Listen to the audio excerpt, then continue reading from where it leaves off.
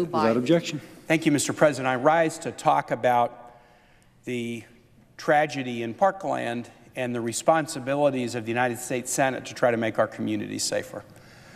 And I'm going to talk very personally about my own experience in confronting gun violence as a mayor of an urban area, Richmond, Virginia, and as a governor of the Commonwealth of Virginia. I'll start by saying I'm a gun owner. I'm a Second Amendment supporter. When I was an attorney in private practice, I was the lawyer who worked with an effort to amend the Virginia Constitution to guarantee Virginians the right to hunt and fish. The Second Amendment and private gun ownership is an important part of our framework. I support it, but I obviously believe that we can do things consistent with the Constitution that will make our nation safer, and I ask my colleagues to join in that effort. When I was elected to City Council of Richmond in 1994, I was elected, and Richmond at that time was only on one top 10 list that I'm aware of, and it's not the one you want to be on. We had the second highest homicide rate in the United States. We were not a high crime area generally, if you looked at all crime, but homicides and aggravated assaults committed with weapons, we were unusually high, and the weapons of choice in these homicides and aggravated assaults were guns.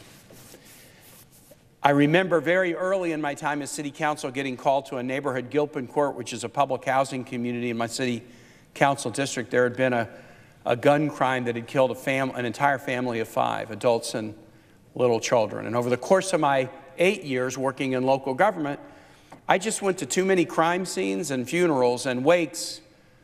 And in some ways, the things that were the most memorable were the meetings in church basements of homicide victim families. We embarked upon a set of strategies to make our community safer amidst all the bloodshed and the tears. We actually found strategies, some dealing with reductions in guns, some dealing with law enforcement strategies, some dealing with police-community relations. We found strategies that over the course of about 8 years reduced the homicide rate in Richmond by 60% and the aggravated assault rate by an equivalent number. And so out of the pain, what we learned is you can actually take concrete steps that will make your community safer, that will reduce gun violence. You won't eliminate it. That's beyond our power as humble people to do, but you can reduce it. And if you know you can, then you must. You have a responsibility to do what you can. I was elected governor of Virginia in 2005, and I'll never forget April 16. I had just embarked on a trade mission. I had landed in Japan with a delegation to recruit business to my state. I had gone to the hotel, and I got a call after midnight from my chief of staff that says there's a shooting underway at Virginia Tech.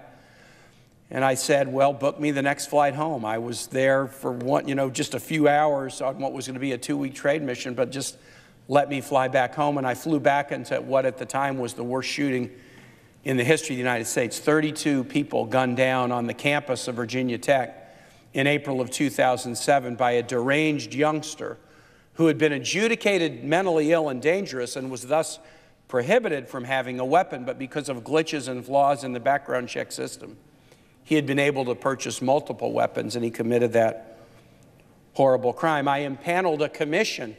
I told them, let the lawyers and the lawsuits be damned. I want to know everything that went wrong, and I want to make it public, everything that went wrong and everything we can do to fix it. And over the course of a number of months, they produced a report with hundreds of recommendations. The recommendations were about campus safety, the recommendations were about mental health, but there were also recommendations about fixes to our state and federal gun laws to reduce the risk of this happening. I was able to make some changes on my own as an executive. I took other changes to my legislature that they rejected. But again, out of the painful situation. And Mr. President, it's a funny thing to say about your own state, about my state of Virginia, about a place I love like Virginia Tech. I always hoped it would be the worst. I would always have hoped that that would have been the worst shooting in the history of the United States, but the Pulse nightclub shooting, the Las Vegas shooting, now have claimed more victims, and other shootings like that in Newtown and now Parkland. If the number of victims aren't the same, nevertheless, the tragedy is of equal magnitude. But we learned through pain that you can make changes and improve. When I fixed a piece of the background check system flaw, it made us safer. It reduced the risk of gun violence and gun death. And so my experience as mayor and governor were painful, but I learned a lesson in both, which is you can take steps, including steps dealing with the rules about firearms, that will make your communities safer. And that's a powerful thing. You can take steps that will make communities safer. Mr. President, I dealt with sort of 3 lies, 3 falsehoods over the course of these efforts as mayor and governor as I tried to help us take steps to make us safer. One was, first lie is it's not about guns. It's about mental health. It's about other things. But that's just false. Equally false would be if we said it's only about guns. That would be false as well. But to say it's not about guns, this is a line perpetrated by an organization headquartered in Virginia, the National Rifle Association, just turns out to be false. The key to reducing the homicide rate in Virginia was ultimately we embraced strategies to reduce the gun carry rate. That's a phrase that law enforcement professionals use for just the percentage of time where people in normal interactions with the police are found to be carrying a weapon. In Virginia, the gun carry rate was unusually high. And that meant when something broke bad or there was an argument, there would often be an aggravated assault or a homicide committed with a weapon. We undertook strategies that drove down the gun carry rate. And that didn't make bad people good people, but it made it more likely that when things broke bad, there wouldn't be an aggravated assault or a homicide. So it was about the guns. That's a first lie or falsehood that gets perpetrated. It's not about guns. It is not only about guns, but it's definitely about guns. A second lie or falsehood that was perpetrated by the same organization is they would always say, you can't improve. They would say, well, that won't solve every problem. You can't solve every bit of gun violence if you do this. They would do this over and over again with any shooting. They would point out the number of things that wouldn't have stopped it, as if not being able to eliminate gun violence means you shouldn't do anything to try to reduce gun violence. And that's just a lie or a falsehood. I learned from my experiences, if you take steps, you can make communities safer. And the third lie or falsehood that we had to confront repeatedly from the National Rifle Association was gun safety rules violate the Second Amendment. That is just flat out wrong. In fact, the Second Amendment is the only amendment whose text even uses the word regulation. A well-regulated militia, the need for a well-regulated militia gives individuals the right to bear arms. What does the phrase well-regulated mean? It's not a reference to the length of somebody's beard or the kind of hat they should wear. There's an understanding that firearms are dangerous, and if individuals are to have the right to have them, there also must need to be some appropriate level of regulation. And we're familiar with this in the rest of the Constitution. I'm passionate about the First Amendment.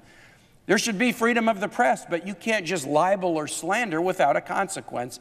The framers, Madison and others who put these amendments together, understood that the amendments to the Constitution included some limitations because we have to live together not just as free agent individuals, but we have to live together in society. So those 3 lies, it's not about guns, we can't do anything about it, and that gun rules violate the Second Amendment are wrong.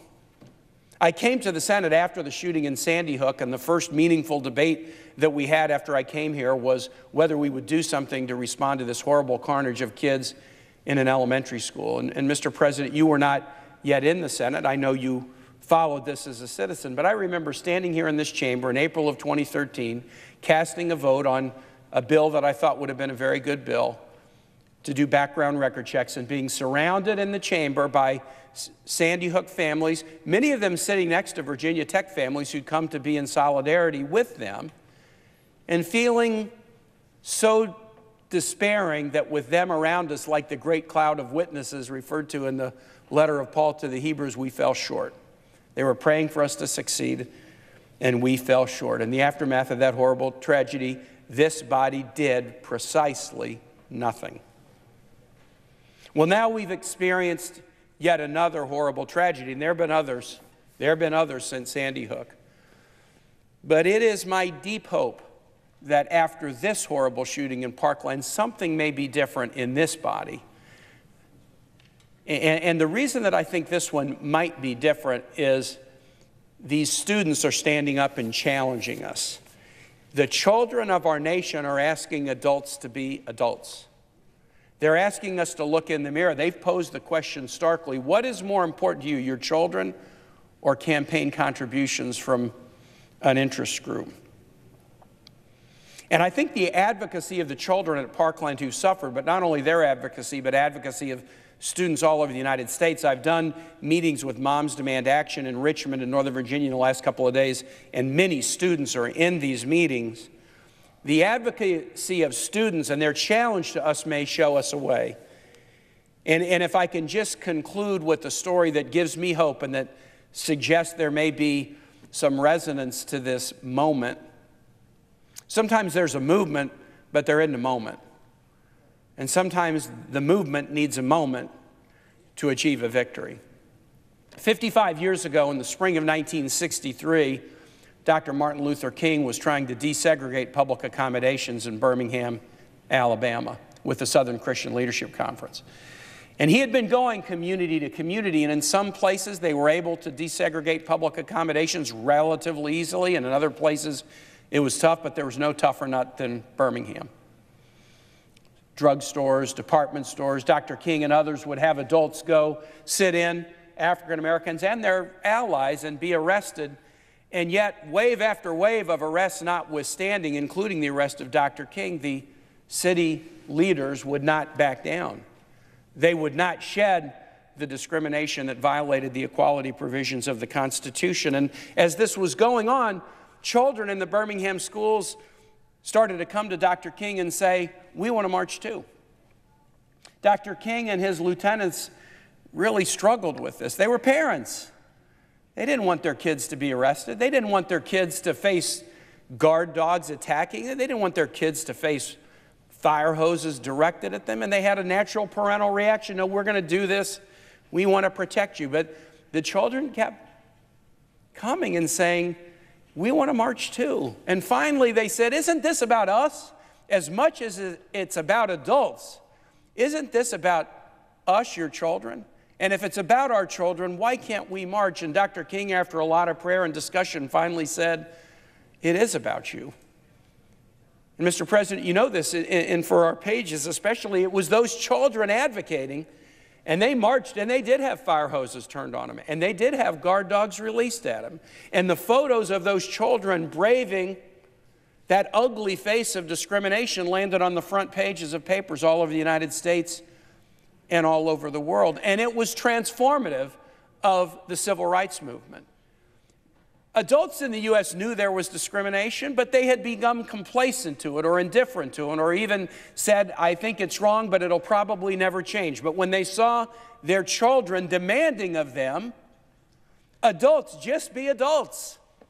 Adults, you say you care about children, prove to us you care about children. When the adults of America were confronted with the example of their own young people, they had to shake themselves out of their complacency and indifference and shoulder the burden that adults must shoulder.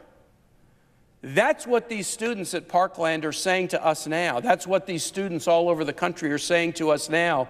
This is about your future. This is about your children. And they're asking us whether children matter more or political contributions matter more. I urge my colleagues, finally, let's not produce another goose egg in this body. Let's not come together after a horrible tragedy when there are meaningful steps like background record checks that we can put on the table to make us safer and fail them yet again. I ask my colleagues, and especially the majority leader, to enable us to have this debate on the floor so that we can take meaningful steps of the kind that we know will make our community safer. And with that, Mr. President, I yield the floor.